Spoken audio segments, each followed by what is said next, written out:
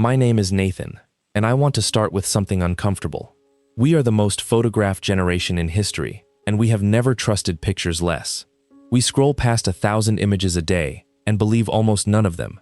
Yet the one place we refuse to look closely is the footage of our own lives. The wedding video, the birthday clip, the ceremony we paid a stranger to record. We watch it once, we cry a little, and we file it away as a happy memory. We never freeze it. We never zoom in. Because deep down we are afraid of what a slow, honest frame might show us about the people we love. This story is about a man who measured the world for a living, and who almost missed the one measurement that mattered. It is about a baptism, a lavish family, and 47 minutes of tape that a nervous videographer refused to let go of. It is about the difference between the story you are told and the evidence in front of your eyes. I found this one hard to shake because the villains here didn't hide in the dark. They hid in plain sight, smiling, holding the babies, right there in the background of the shot. Stay with me. Watch this one the way he learned to watch, all the way to the last frame. Miles Deering had spent his whole adult life learning not to trust a single glance. In the army, he had been a geospatial analyst, the man who stared at terrain imagery until the ground gave up its secrets, a berm that was really a bunker, a shadow that was really a wire, a truck that had moved 4 feet since yesterday, and therefore meant everything. After his discharge, he came home to Sennett, Minnesota, and took over his late father's business, Deering Land Surveying and Aerial Mapping, a modest firm his father Ward had built out of a truck and a transit level over 30 years. Miles modernized it. He flew drones now, built precise 3-dimensional models of quarries and bridges and accident scenes, testified in court about what a photograph could and could not prove. His father's rule was painted over the shop door: measure twice. Miles lived by it. He was a patient man, unhurried and exact, the kind of person who read the fine print aloud and annoyed everyone at the closing table until they thanked him a year later. He met Sabine Corrigan at a county fundraiser, and for a while it felt like the one thing in his careful life he hadn't planned. She was luminous and quick, from the Corrigan family that everyone in 3 counties knew. Ansel Corrigan's people, the ones with the lake house and the charity galas and the name on the hospital wing. The courtship moved faster than Miles was used to. Ansel took to him immediately, called him a solid man, a real foundation, and Miles, who had grown up without much, let himself be folded into the warmth of a big, moneyed, confident family. They married within a year. 2 years after that, Sabine gave birth to twins, a girl, Cleo, and a boy, Otto. And Miles Deering, standing in the delivery room holding 2 swaddled strangers who were suddenly the center of his universe, felt something in his chest reorganize itself permanently. The Corrigans insisted on a grand baptism, not a quiet parish affair, a production at Our Lady of the Pines, with 200 guests and valet parking, and a videographer flown in for the day. Miles found it excessive and said so gently. Sabine's mother, Lorna, told him not to be provincial, that the children deserved a proper record of their beginning. Ansel put his arm around Miles's shoulders and said the family always documented its important moments. Miles let it go. He had learned, in the Corrigan orbit, to let a lot of small things go. There were things he had cataloged without quite letting himself add them up. Since the twins were born, Sabine had grown distant in a way he told himself was exhaustion. There had been a flurry of paperwork, trusts, guardianship documents, future planning for the children that Ansel's advisor kept bringing by for signatures. A man named Weston Klein, smooth and tan, who ran something called Klein Legacy Advisors, and who was always at the family dinners now, always with a leather folder. Miles had signed some of it and stalled on the rest, out of pure habit. He never signed anything he hadn't read twice, and he hadn't had time to read these twice. Sabine had been irritated by the delay in a way that seemed disproportionate. He'd filed that away too. A calm man's greatest weakness, it would turn out, is his talent for filing things away. The videographer's name was Elias Booth, a meticulous, slightly anxious man in his 50s who had shot weddings and events around the county for decades. On the day of the baptism, he was everywhere and nowhere, unobtrusive, catching the candlelight and the tiny, outraged faces of the twins as the water touched their foreheads. Miles liked him. At one point, Elias had lingered a beat too long near the vestibule, and Miles had noticed a flicker cross the older man's face, there and gone. But the priest was calling them forward, and the moment dissolved. The reception ran late. The Corrigans toasted the future of the Deering children with expensive wine. Ansel gave a speech about legacy and protection and family taking care of its own. Everyone said it was beautiful. Miles drove home with a sleeping infant on each side of the back seat and thought, for the last time in a long time, that his life was simply good. A month passed. The twins learned to track faces. Miles went back to work, back to his quarries and his drone flights, and his court exhibits. And then, on an ordinary Tuesday evening, his phone rang, and it was Elias Booth, and the videographer's voice was wrong, pitched low and fast, the voice of a man who had checked over his shoulder before dialing. "Sir," Elias said, "I've been editing the ceremony footage, frame by frame. That's how I cut. I go through everything. I found something in the background at minute 47. Something that isn't right. I need you to come to my studio. Come now, tonight. And Mr. Deering, please, don't say a word to your wife, or to her parents. Not one word." A pause, and then quieter, almost ashamed of how frightened he sounded. "Come alone." Miles stood very still in his kitchen. 20 feet away, in the living room, Sabine was on the phone with her mother, laughing at something. The sound bright and easy. Every instinct the army had drilled into him came awake at once. The ones that said a good analyst does not react to the first frame. He collects more frames. He kept his voice level. He told Sabine that a bridge job had a problem and he'd be a couple hours. He kissed the tops of his sleeping children's heads, and he drove out to Elias Booth's studio with both hands steady on the wheel and his whole chest ringing like a struck bell. Elias's studio was a converted photography shop on the edge of town, and the videographer met him at the door already talking, leading him back to a dim editing suite where a single large monitor glowed with a paused frame of the baptism. Elias had aged 5 years in a month. He'd made Miles a coffee neither of them drank. "I need you to understand how I work before I show you," Elias said, "so you know I'm not a crank. I don't just hand clients a highlight reel. I go through the raw footage frame by frame, every angle, because families pay me to catch the moments they missed. That's the whole job, catching what people didn't see happen." He wiped his palms on his jeans. At minute 47, the main camera was on the font, on the babies. But I had a second camera on a tripod at the back, wide, catching the whole nave. And behind the crowd, through the glass doors into the vestibule, there's a reflection. The vestibule has that big window to the parking lot, and in the glass, for about 6 seconds, you can see into the corner where nobody thought a camera could see. He scrubbed the timeline and hit play, slowed to a quarter speed. On screen, the ceremony proceeded in the foreground, serene and golden. Miles made himself look past it, into the background, into the reflection in the vestibule glass that Elias's cursor was circling. And there she was, Sabine. Everyone at that moment believed she was in the front pew. The main camera would later show her there for the vows. But at minute 47, she was in the vestibule corner, and she was not alone. Weston Klein stood close to her, too close, and between them passed a manila folder and something small that Miles couldn't yet resolve. Sabine's hand rested on Weston's chest for one unmistakable second. Then she reached up and kissed him, quick and practiced, the kiss of 2 people who had done it many times, while 200 guests watched her children be blessed 40 feet away. Miles didn't move. His face did the thing it had learned to do over Afghan valleys and hostile cross-examinations. Nothing. Inside, something ancient and structural was failing. A load-bearing wall coming down in silence. He had expected, walking in, money trouble, maybe, a family secret. Not this. But even as the grief hit, the analyst underneath it was already at work, and the analyst noticed that Elias had stopped the video not on the kiss, but a few frames later. "That's not why I called you," Elias said quietly. "An affair. That's your business, not mine. I'd have kept my mouth shut about a kiss." He advanced the footage frame by frame. Watch the folder. As Weston turned, the manila folder in his hand caught the vestibule light and fell open for 4 frames. Elias froze it and zoomed, and the image degraded into blocks. But Miles Deering had spent a career reading degraded images, and his eye assembled it before his mind wanted to. Inside the folder were documents. One was a printed insurance schedule. He could read the word policy and a column of dollar figures with too many zeros. One was clearly a photograph of the twins, his twins, in their crib, and clipped to the front, in Sabine's own looping handwriting, was a calendar page with a single date circled in red, a date about 6 weeks out. A A date on the coming August weekend the Corrigans had been pushing for months, the family gathering at the lake house on Grey Birch Lake.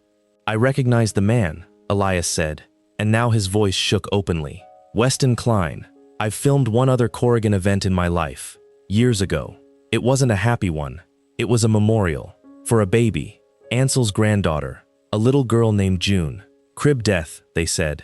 Weston Klein was there too, with the same kind of folder, standing with the family like he belonged. I never forgot him because I remember thinking, at a baby's memorial, why does the man from the money company look relieved? Elias turned from the screen, unable to look at it. "Mr. Deering, I don't know what any of this is, but I know what it looks like, and it looks like a schedule. That's why I told you not to say a word to your wife, or her parents, because I don't think you're the only one who doesn't know what's on this tape. I think you might be the only one who isn't in on it." Miles Deering drove home that night at exactly the speed limit, signaled every turn, and sat in his own driveway for 11 minutes without moving. Upstairs, the twins were asleep. Inside, his wife was asleep, or pretending to be. He understood, with the cold, total clarity that had made him good at his old job, that everything he had believed about the last 3 years was a constructed image, and that somewhere in the construction was a plan with a date on it, and his children were the subject of the plan. He also understood that he had one advantage, exactly one, and it was the same advantage he'd always had. Nobody in that family knew what he could see. They thought they'd married a solid, trusting man who signed where he was told. They had no idea they had married an analyst. He did not confront her. Confrontation was the amateur's move. It burned your information to feel briefly better, and it warned the enemy. Instead, that night, Miles made a decision that would define everything after. He would not react to a single frame. He would collect more frames. He would read the whole picture before he moved. And when he moved, it would be exact. He started the way he started every job, by pulling the records. Over the next 2 weeks, working from his office late at night with the door locked, Miles reconstructed the paper trail the way he'd reconstruct a collapsed structure, from the outside in. The trust documents Weston Klein had been circulating weren't simple guardianship papers. Buried in the language was a structure that made Sabine the sole controlling beneficiary of everything settled on the children in the event that Miles was unavailable, incapacitated, or unfit. He pulled what he could find on the insurance. There were policies on Clio and on Otto, layered term and accidental death riders far beyond anything a young family would carry, written through a broker that fed business to Klein Legacy Advisors. And there was a newer document, one Sabine had been pressing him to sign, that would have named him as the parent with sole overnight custodial responsibility during the family's lake weekends. A clause that meant, if anything happened to the children on his watch, the negligence, legally and in the eyes of the world, would be his. He didn't sleep much. He held it together by treating it as a survey. No emotion, just points and measurements. But some measurements are hard to take with steady hands, and the hardest was the one that came next. Because to understand the pattern, he had to understand June. He couldn't ask the Corrigans, so he found the one person who had loved that little girl and lived to be pushed out of the family. Coralie Dunn, Wells Corrigan's ex-wife, June's mother. Wells was Sabine's older brother, a soft, nervous man who did whatever his father told him. Coralie had left the family years ago, and Miles had met her only twice, always briefly. Always with the sense that the Corrigans steered conversation away from her like a car around a pothole. She lived 2 hours south now, in a small town near the Iowa line, and when Miles called and said only, "It's about June, and about my twins," there was a long silence on the line, and then a voice gone flat with old grief. "It took one of you long enough. Come, not on the phone." Coralie Dunn was in her 40s, wary, with the stillness of a person who had spent years being told she was crazy, and had decided, quietly, that she was not. She made tea she didn't drink, and laid it out for him with the exhausted precision of someone who had rehearsed it alone 1,000 times. June had been 10 months old, a co-sleeping accident, at the Grey Birch Lake house, during a family weekend, on a night Coralie had been sent into town on an errand that took strangely long because Ansel had insisted on the scenic route. By the time she got back, it was over. The family had been a wall of grief and control. There had been a great deal of money, policies she hadn't known existed, a settlement, a trust that flowed to Wells, and, through Wells, to Ansel. Weston Klein had handled everything, so the grieving family wouldn't have to. When Coralie started asking questions about the policies, about the timeline, about why the man from the money company was at the hospital before some of the relatives, she became, overnight, the unstable, grief-maddened woman who needed help. They'd threatened her with a custody fight over nothing, buried her under lawyers, and paid her to disappear with a non-disclosure agreement she'd signed because she was broken and alone. "I signed it because they made me believe no one would ever listen to me," she said. "I've regretted it every day for 6 years." She looked at him. "You have too. They took one of mine and made it look like weather. What do you think they're going to do with 2 and a father they can hang it on?" Miles Deering drove home from Coralie's with the whole shape of it finally assembled, and it was worse than he had let himself imagine. This was not a crime of passion. It was a business model. The Corrigans' fortune, he would later confirm, had been quietly hollowing out for years. Ansell's developments over-leveraged, the galas paid for with debt, and the family had discovered, once, by accident or design with little June, that a child's death could be the most liquid asset they owned. They had done it before. They had gotten a taste for how grief could be monetized and blame could be aimed. And now Sabine, who had married a decorated veteran with a clean record and a small honest business, precisely because he made such a clean, believable, hangable father, was 6 weeks from the date circled in red. He was not the husband, he was the frame. He almost broke, once, in the following days, almost gathered the twins and simply ran, drove north and vanished into the country he knew how to survive in. But he made himself run the scenario the way he'd run a mission plan, and it failed on contact. Running made him the guilty man. It handed Sabine full custody by abandonment, put a warrant on him, and, worst of all, it didn't end anything. They would smile, mourn the poor unstable veteran who'd snapped, and try again in a year with someone else's children, or with his, once they got them back. Coralie had run, in her way, and they'd buried her anyway. You do not beat people like this by fleeing the frame. You beat them by controlling it. And controlling a frame, deciding exactly what a camera would record and when, was the one thing Miles Deering could do better than any of them. But he couldn't do it alone, and he wouldn't gamble his children on his word against the word of the richest family in the county. He needed the story to be undeniable before anyone with a badge or a headline ever heard it. So he reached back into his old life. Rafe Okonjo had been his teammate in the army, the other set of eyes on 100 grids of imagery, and Rafe was a federal agent now, working financial and insurance fraud on a task force 3 states wide. Miles laid it out for him over 2 nights in a rented cabin far from Senate. The footage, the folder, the policies, the trust language, June, Coralie. Rafe, who did not spook and did not flatter, went quiet for a long time and then said, "Miles, if you're right, this isn't a divorce. This is a RICO file with bodies in it, and you can't be the one who builds it, because the second you touch the evidence chain, their lawyers turn you into the jealous husband who framed his in-laws." He leaned forward, "But you can be the one who catches them doing it, in real time, on the record. If you can get them to move on the plan while the right people are watching, that's not your word against theirs anymore. That's a federal crime scene with a live feed." The local piece mattered too, because the plan would unfold in a county where the Corrigans knew everyone. Miles took the risk of approaching Detective Sana Whitlock, a major crimes investigator with a reputation for being unbribable and unloved by the town's powerful, for exactly that reason. She was skeptical at first. A bitter husband, a wild story about the county's leading family, was the oldest song she knew. But Miles didn't ask her to believe him. He asked her to pull the one thread that wasn't his word, the medical examiner file on June Corrigan, 6 years cold. When she did, quietly, she found what Coralie had always known, and no one had ever been allowed to say aloud.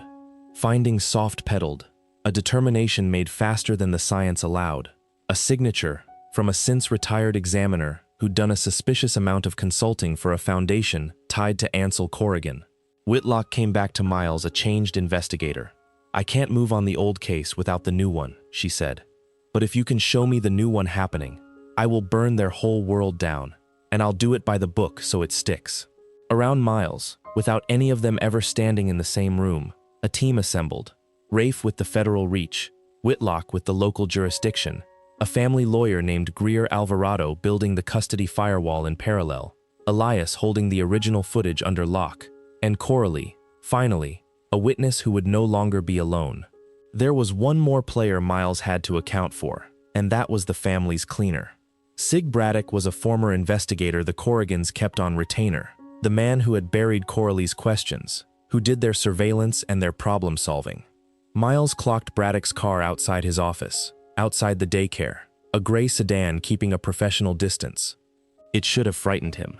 Instead, it steadied him, because a watcher is a camera you can feed. If Braddock was reporting that Miles was oblivious, distracted, the trusting husband stalling on paperwork because he was too dull to understand it, then Miles would be exactly that man, in every frame Braddock captured. He signed the custody clause Sabine wanted, the one making him the sole overnight parent at the lake, and he let her see his hand shake a little as he did it. Let her think it was the shame of a man giving in. She kissed his cheek afterward, and told him the August weekend at Grey Birch would be good for them, good for the family, good for the babies. The lake air, she said, helps them sleep. Miles said that sounded perfect. Then he went out to his shop, stood under his father's painted rule, measured twice, and began, very calmly, to design the most important survey of his life. The Grey Birch Lake house was the Corrigans' pride, a sprawling timber lodge on a private point, and Miles knew it well from years of family weekends. More to the point, he knew how to map a place completely. It was literally his profession. In the 3 weeks before the gathering, he built the operation the way he built a bridge model: redundant, measured, invisible. He flew the property under the cover of a legitimate boundary survey the Corrigans themselves had once hired him to update, and used it to place a plan of concealed high-resolution cameras with overlapping fields of view and synchronized timecode. The same photogrammetry rig he used to reconstruct accident scenes in 3 dimensions, except this scene hadn't happened yet. Rafe's task force, with a warrant built on Whitlock's cold case findings and the documented insurance fraud, quietly wired the federal side. Nothing would rely on Miles's word. Every angle, every timestamp, every door would be captured well enough to survive a decade of appeals. The hardest part he told no one about until it was done, because it was the part he could not get wrong. The children would never be in danger. Not for 1 second. Not as bait. Not at all. Miles arranged for Cleo and Otto to be 2 hours away the entire weekend, safe with a vetted caretaker under the eyes of Whitlock's people, with Coralie, who would not let another Corrigan child out of her sight, beside them. In the lake house nursery, in the antique crib beneath the window, he placed 2 weighted, warmed infant simulators of the kind used to train paramedics, dressed in the twins' clothes, monitored by the audio dolls that would fool a baby monitor. Anyone checking the crib from the doorway in the dark would see 2 sleeping babies. Anyone who came closer, with intent, would be the only living thing in that room doing harm, and every inch of the room was watching them do it. He walked the plan a dozen times until there was no version of the night that put his children within 100 yards of the people who had scheduled them to die. The family arrived at Grey Birch on a bright Friday, all warmth and wine and Ansel's booming welcomes. Miles played the tired, grateful husband to perfection, carrying bags, laughing at Wells's weak jokes, catching Weston Klein's eye once across the great room, and giving him nothing but the mild, oblivious nod of a man who suspected nothing. Sabine was radiant and attentive in a way she hadn't been in months, and Miles understood it now. It was the brightness of someone near the end of a long con, tasting the finish. She tucked the babies in herself at dusk, lingering at the crib, and Miles, watching from the doorway with his heart a controlled and terrible calm, filed away the fact that she could look at what she believed were her sleeping children on the night she meant to lose them and feel nothing but relief. Ansel proposed a toast to family. Somewhere in the dark around the house, federal agents and a county detective lay still in the tree line, watching the same feeds Miles was, waiting for the frame that would end it. It came at 2:14 in the morning. Miles, who by design had been given a heavy nightcap he'd only pretended to drink, lay still in a downstairs room while the house went quiet. On the monitors, in 3 angles and full time code, the nursery door opened. Weston Klein entered first, gloved, with the leather folder that would make it all official by morning. Sabine followed, and in the hallway, framed perfectly by a camera he'd placed himself, Ansel Corrigan stood watch, the patriarch, present at the act, exactly as he had been present, Coralie always swore, on the night of June. What they did next, they did to 2 paramedic training dummies in a fully instrumented room, believing they were doing it to Cleo and Otto Deering, and every second of their intent was recorded in a resolution that would leave no defense attorney a single shadow to hide in. Weston bent over the crib, and the night came apart. The lights came up all at once, Miles's doing, a single switch, and the tree line moved. Rafe Okonjo's voice, amplified and flat, filled the house with the word federal and the instruction not to move. Detective Whitlock took the stairs with her weapon up and her body camera running. Sig Braddock, posted outside to keep the perimeter clean, found 3 agents already behind him and put his hands on his head with the resignation of a man who had always known this bill would come due. In the nursery, there was a single, awful beat of incomprehension on Sabine's face as she registered that the shapes in the crib were not her children, that the room was full of light, that the walls she'd been raised to believe would always protect her had been rebuilt in the dark by the one man they'd all agreed was too simple to matter. She turned and saw Miles standing in the doorway. He did not shout. He had waited a long time to say very little. "You should have watched the whole tape," he told her, quietly, in the calm, even voice he used in courtrooms. "There's always a reflection. There's always an angle you didn't check." Ansel Corrigan started to bluster about lawyers and mistakes and knowing the governor, and Miles looked at the old man the way he looked at a survey that had finally closed to the millimeter. "You documented your important moments," he said. "So did I." Weston Klein flipped before the sun came up. Faced with the footage, the synchronized time codes, the folder in his own gloved hands, and a federal agent laying out the June Corrigan file beside the new one, he traded everything he knew for the faint hope of mercy. The earlier policies, the pattern, the retired examiner, the money trail from Klein legacy advisors into Ansel's collapsing developments. It was, in the end, exactly what Miles had understood it to be, from a 4-frame glimpse of an open folder. A business model that ran on grief and insurance, protected by wealth and the assumption that no one would ever look closely. Sig Braddock offered the same cliff Coralie had once been pushed off, chose to talk rather than fall, and corroborated years of buried questions. The prosecutions were methodical, which was the only way Miles wanted them. Sabine, Ansel, and Weston were charged with conspiracy, insurance fraud, and the attempted murder of 2 children, and the reopened investigation into June's death added the weight that gave Coralie, after 6 years, the thing she had been denied, a public record that said out loud that her daughter had not simply died of the weather. Lorna's careful social world evaporated. Wells, confronted with what his family had done to his own child and had been prepared to do again, broke completely and testified. The Corrigan holdings, propped up for years on debt and the promise of payouts, collapsed within months. The lake house was sold to satisfy creditors and victims. The name that had been on a hospital wing came off it. Elias Booth, the anxious videographer who could have deleted 6 troubling seconds and kept a wealthy client happy, was instead the man whose frame-by-frame diligence saved 2 lives, and he never shot another wedding without thinking about what he might be preserving. Miles Deering was granted full and permanent custody of Cleo and Otto. He took them home to Senate, to the small house near the shop with his father's rule painted over the door, and he built his life back the way he built everything. Carefully, exactly, without illusions but not without warmth. Coralie Dunn stayed close. She had earned a family that believed her, and the twins grew up with a fierce aunt who had loved a baby she lost enough to help save 2 she hadn't met. On weekends, Miles took the children out to survey jobs when they were old enough, sat them in the truck, and taught them the only piece of wisdom he trusted completely, the thing his father taught him, and the thing that had saved their lives before they could remember it. Look twice. Look at the background.